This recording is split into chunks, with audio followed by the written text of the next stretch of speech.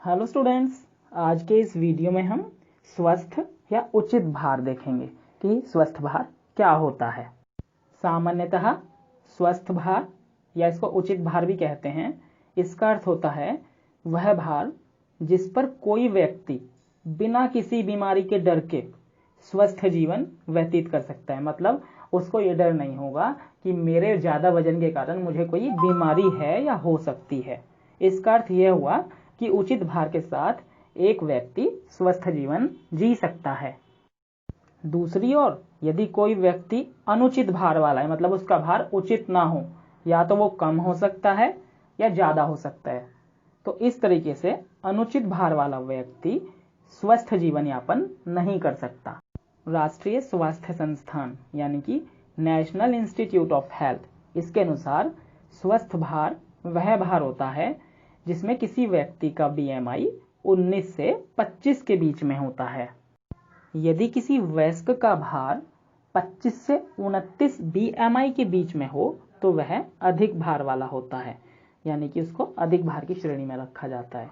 और यदि BMI 30 या इससे ज़्यादा होता है तो व्यक्ति को मोटापे यानी कि स्थूलता से ग्रस्त माना जाता है।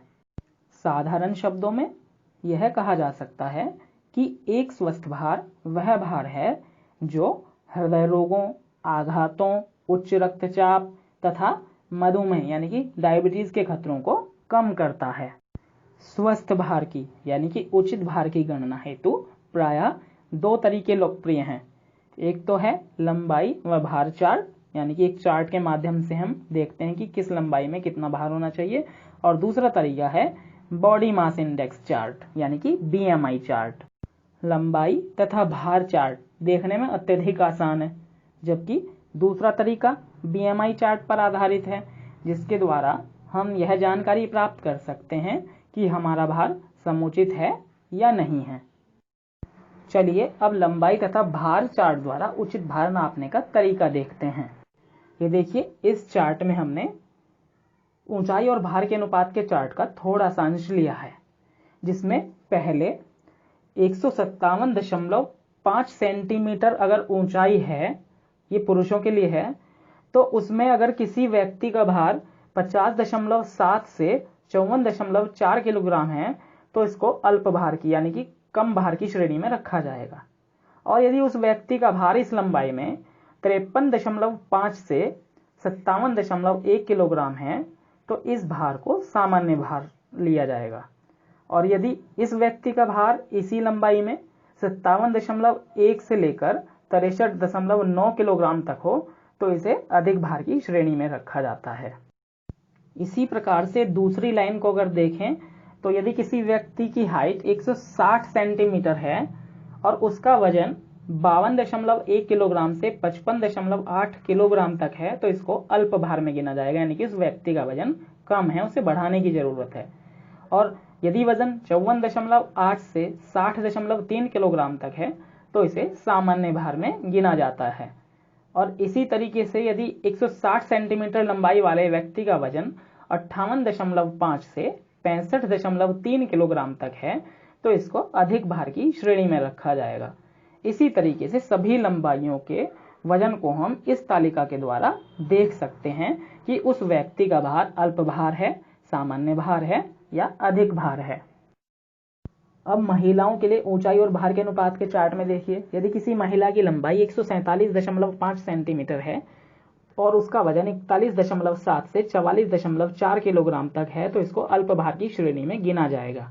और यदि इसका वजन 43.5 से 48.5 तक है तो इसको सामान्य भार में गिना जाएगा। और यदि इसी लंबाई की महिला का वजन 47.1 से 53.9 किलोग्राम तक है तो यह अधिक भार की श्रेणी में आएगा। इसी प्रकार से 150 सेंटीमीटर लंबी महिला के लिए यदि वजन 42.6 से 45.8 किलोग्राम तक है तो यह अल्प भार में है। और यदि 44.4 से 49.9 किलोग्राम तक है तो इसको सामान्य भार में गिना जाएगा। और यदि वजन 48 से 55.3 किलोग्राम तक है तो इसको अधिक भार में गिना जाएगा।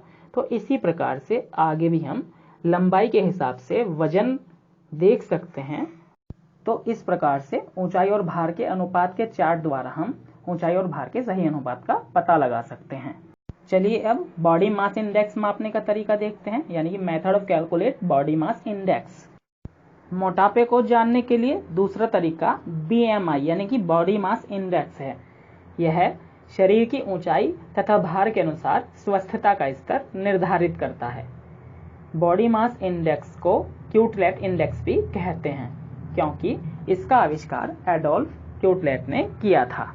यदि आप अपना बॉडी मास इंडेक्स पता करना चाहते हैं तो अपने शरीर के भार किलोग्राम में होना चाहिए, अपनी ऊंचाई के स्क्वायर से भाग कर दें यानी कि डिवाइड कर दें, ऊंचाई मीटर में होनी चाहिए।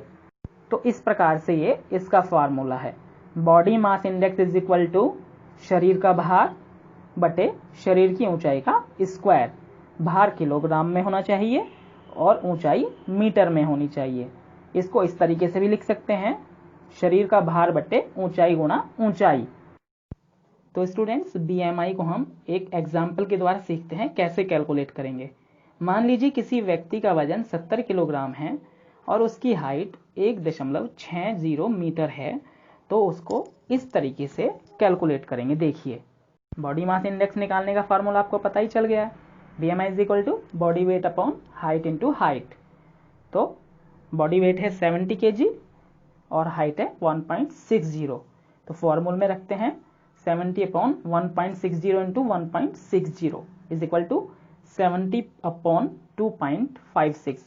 तो जो BMI आएगा, आंसर आएगा, वो है 27.34। BMI के द्वारा अल्प भार, सामान्य भार, अधिक भार व मोटापे के लिए विश्व स्वास्थ्य संगठन की कसौटी यानी कि क्राइटेरिया क्या होगा, ये देखते हैं। तो इसके लिए ये सारणी देखिए, इसमें एक तरफ श्रेणी लिखी यानी कि कैटेगरी और दूसरी तरफ लिखा है BMI। कोई भी व्यक्ति अल्प भार की श्रेणी में माना जाएगा यदि उस व्यक्ति का BMI 18.5 से कम है, और व्यक्ति सामान्य भार में गिना जाएगा यदि उस व्यक्ति का BMI 18.5 से 24.9 तक आता है, और यदि BMI 25 से 29.9 तक आता है तो वह अधिक भार की श्रेणी में माना जाएगा। इसी प्रकार से यदि BMI 30 से लेके 34.9 तक है तो इसको मोटापे की क्लास 1 माना जाएगा, और यदि BMI 35 से 39.9 तक है तो मोटापे की क्लास 2 माना जाएगा, और यदि BMI 40 से ज़्यादा हो जाता है तो यह मोटापे की क्लास 3 माना जाएगा, और ये खतरनाक स्थिति है। इस प्रकार आप उपरोक्त लिखित तरीकों पर दृष्टिपात के द्वारा अपने भार वर्ग के बारे में जान सकते हैं। तो स्टूडेंट्स, इस वीडियो में इतना ही। अगले वीडियो में हम स्वस्थ भार को नियंत्रित करने के तरीके देखेंगे। Thank you.